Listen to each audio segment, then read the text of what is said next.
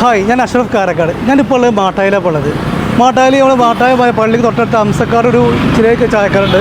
അവിടെ നല്ല അടിപൊളി വട്ടുപത്തിരി ബീഫുണ്ട്. അതായത് ഇവിടെ വർഷങ്ങൾ പഴക്കമുള്ള ചെറിയ ഷോപ്പാണ്. മാട്ടായക്കാർക്ക് എല്ലാവർക്കും ഒരു സുപരിചിതമായ ഷോപ്പാണിത്. നല്ല അടിപൊളി ടേസ്റ്റുള്ള മറ്റേ ഫുഡ് അവിടെ അതിനകത്തുണ്ട്. ഒന്ന് പോയി നോക്കിയേക്കാൻ നമുക്ക്.